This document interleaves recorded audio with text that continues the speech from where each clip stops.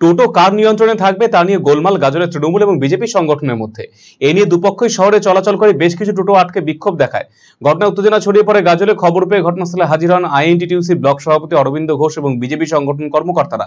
দুই সংগঠন নেতৃত্বে হস্তক্ষেপে অবশেষে পরিস্থিতি স্বাভাবিক হয়। আলাপ আলোচনার মধ্যে দিয়ে সমস্যা সমাধান করা পথ বের করা হবে বলে আশ্বাস দিয়েছেন তারা। উল্লেখ্য, দিন যাচ্ছে টোটোর সংখ্যা বৃদ্ধি পেয়েছে।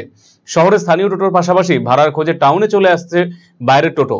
আর এতেই টোটো চালকদের নিয়ন্ত্রণ কারা করবে তা নিয়ে শুরু হয়েছে চাপানোতর। এ ব্যাপারে কি জানিয়েছে শুনে দেখব।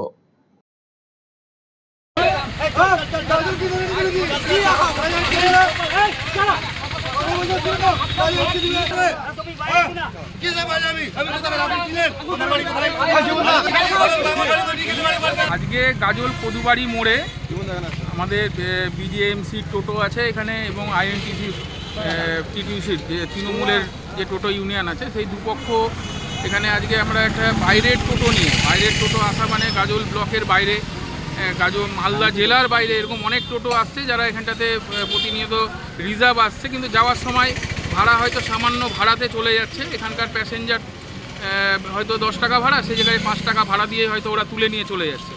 সেই জায়গায় দাঁড়িয়ে আমাদের দুই পক্ষ থেকে একটা সিদ্ধান্ত হয় যে যার এরিয়ার গাড়ি থাকবে একটা নির্দিষ্ট এরিয়া ডিভাইডেশন করে দেওয়া হবে, যে হয়তো আলাল অবধি একটা এরিয়া, এদিকে হয়তো জামডাঙ্গা অবধি একটা এরিয়া, এদিকে হয়তো আলামপুর অবধি একটা এরিয়া, এরকম একটা ডিভাইডেশন করে দেওয়া হবে। আগামী দিনে বসে এখানে তৃণমূলের নেতৃত্ব যারা আছে তাদের সঙ্গেও কথা হয়েছে, ইউনিয়নের যারা নেতৃত্ব আছে, দুই পক্ষ মিলে বসে একটা ভাগ করে দেবো।